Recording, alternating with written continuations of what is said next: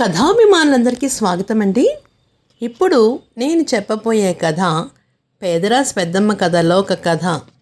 మరి కథలోకి వెళ్దామా? అయితేనే కథ పేరేంటంటే సృష్టికర్త పరిష్కారం. పూర్వము విశిష్టా నగరంలో వరదాచారి అనే ఒక గొప్ప శిల్పి ఉన్నాడనమాట.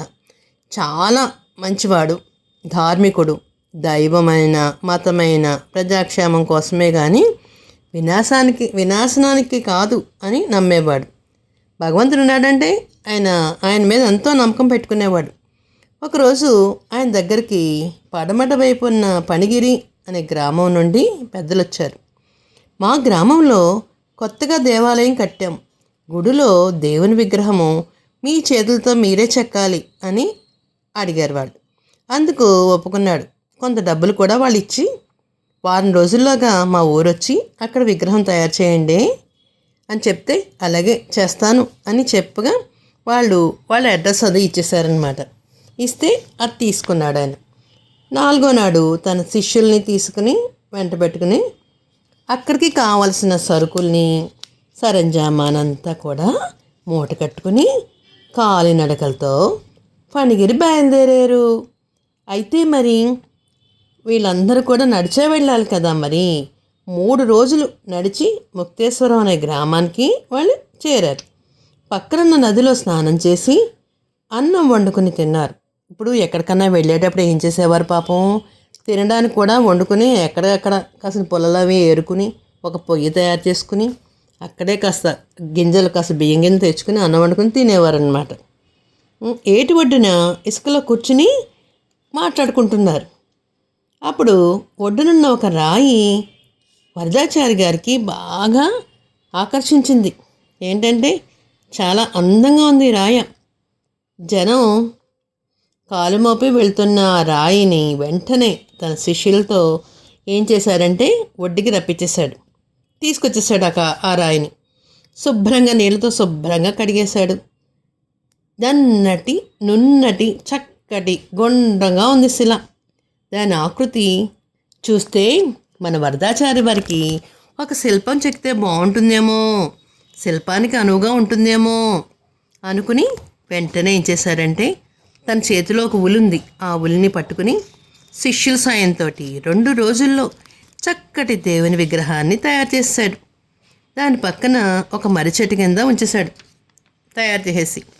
తర్వాత వాళ్ళు ఏం చేశారంటే వాళ్ళు ఊరు వెళ్ళిపోయారు. ఎక్కడికైతే గుడిలో శిల్పం చెక్కాలో ఆ ఊరు వెళ్ళారు. ఆ గ్రామస్తులు చక్కగా విడిది వేశారు. వాళ్ళు ఉండడానికి తినడానికి అన్నిటికీ కూడా చక్కగా చేశారు. పని మొదలుపెట్టారు.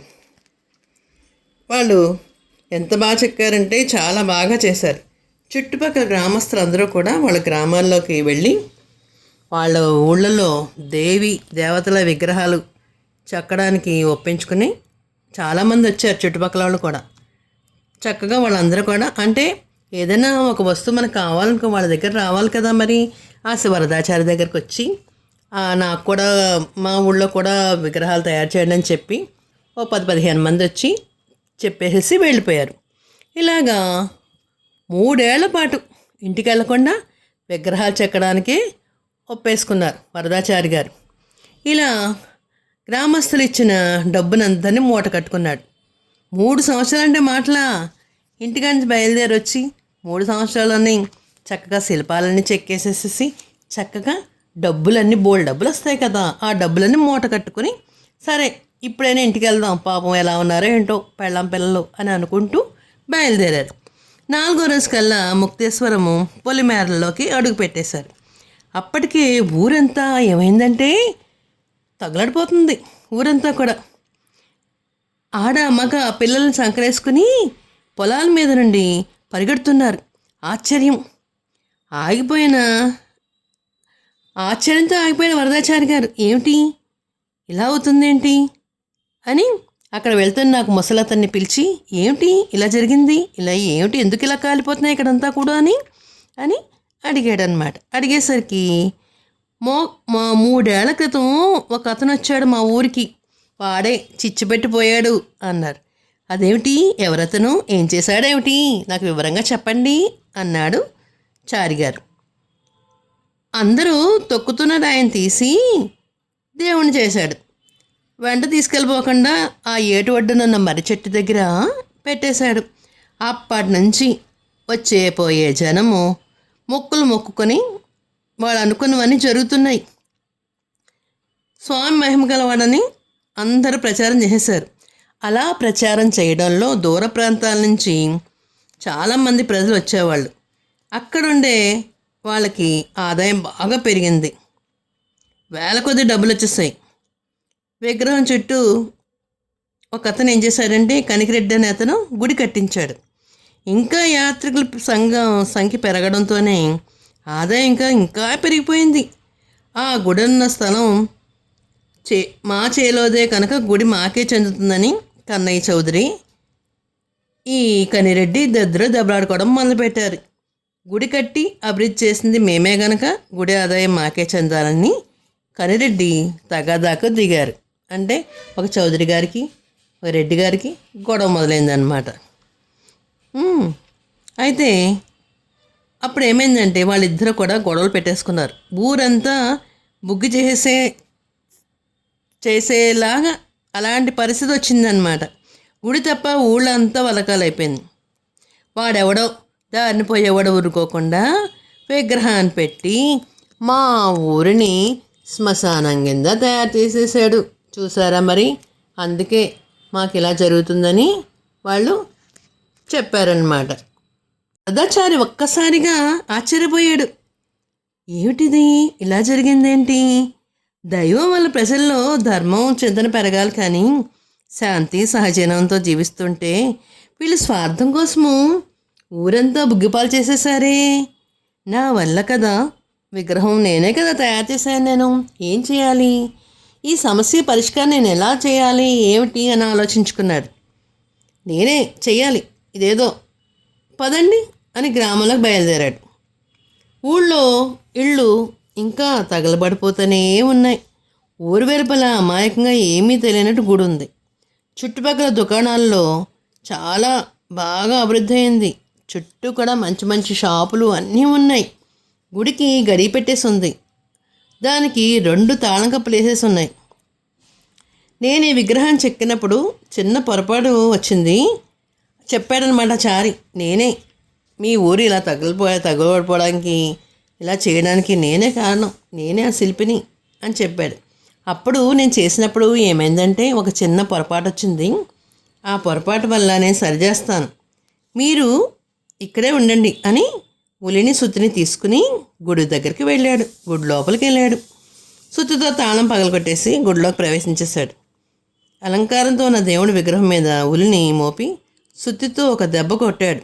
దాంతో విగ్రహం 2 ముక్కలైంది. తలుపు చారేసేసి ఇక ఊరంతా క్షేమంగా ఉంటుంది పదండి అని చెప్పి అతను వాళ్ళ ఇంటికి వెళ్ళిపోయాడు. తర్వాత ఆ గుళ్ళో ఎవడో కూడా దేవుడిని పెట్టడానికి ఒప్పుకోలేదు. గుడి క్రమంగా పాతబడిపోయి శిథిలావస్థకు వచ్చేసింది. ఊరంతా కూడా ఇప్పుడు అందరూ కూడా అన్యోన్యంగా ఉన్నారు. తర్వాత ఆనందంగా కూడా ఉన్నారన్నమాట. చిన్న కథ మరొక కథ చెప్పుకుందామా అయితేని. మరొక కథ పేరు లోభం. ఒక ఊళ్ళో పక్కపక్క ఇళ్ళ 2 అన్నదమ్ములున్నారు. ఒకడు బాగా డబ్బున్నవాడు, ఒకడు పేదవాడు. అన్న పరమలోభి, తమ్ముడు మంచి స్వభావం కలవాడు, సరళ స్వభావం కలవాడు, మృదు భాషణుడు, చక్కగా మాట్లాడతాడు అందరితోని కూడా. ఒకసారి దేశంలో కరువు వచ్చింది. తమ్ముడికి ఎక్కడా కూలి దొరకలేదు. అన్న అతడికి ఏమాత్రం సహాయం చేయలేదు. పాపం తమ్ముడికి చాలా రోజులు అన్నం తినకుండా పస్తులుంటూ కాలక్షేపం చేస్తాడు. ఇప్పుడు అతను అలా ఆలోచిస్తున్నాడు. ఈ ఆకలితో బాధపడే కంటే చావడం మేలు కదా, ఇంకెందుకు వచ్చిన గొడవ, చనిపోతానే నేను అని అనుకున్నాడు. చిన్నవాడికి చనిపోదామన్న ఆలోచన రావడంతోనే వాడు ఏం చేశాడంటే అడవిలోకి వెళ్ళాడు. తమ్ముడు మంచి హృదయంతో భగవన్నామం చేస్తూ చావు ఎలాగా అని ఆలోచిస్తున్నాడు అన్నమాట. ఒక చోటకి వెళ్ళేసరికి అక్కడ ఒక వనదేవత అతడికి చూసింది. ఒక భయంకరమైన భూతం రూపంలో అతని ముందుకు వచ్చింది. దాన్ని చూస్తూనే తమ్ముడు, ఓ భూతరాజా, నేను చచ్చిపోవాలని వచ్చాను కనుక నువ్వు నన్ను తినేసేయి, నన్ను చక్కగా సంతోషంగా చంపమని తమ్ముడిని చూసి ఆ భూతం దగ్గరగా వచ్చి అడిగింది.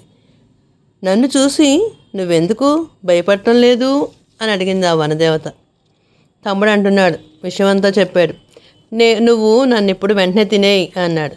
వనదేవత అతడిపైన జాలి కలిగింది.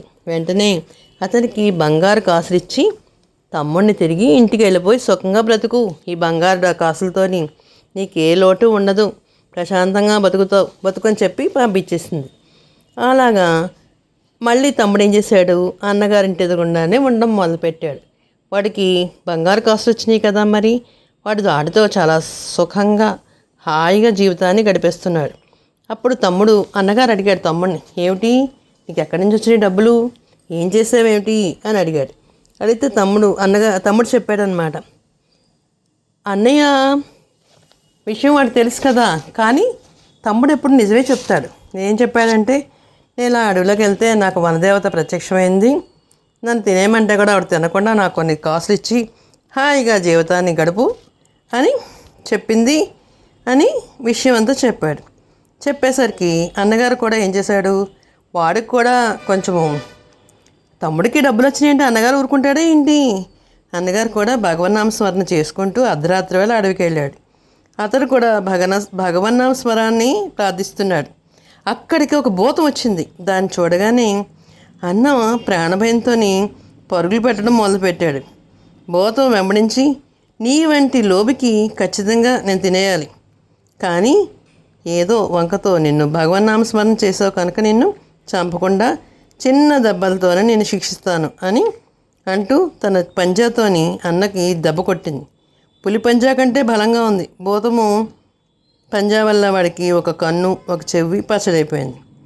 వాడి లోబితనానికి తగిన శిక్ష పడిందన్నమాట.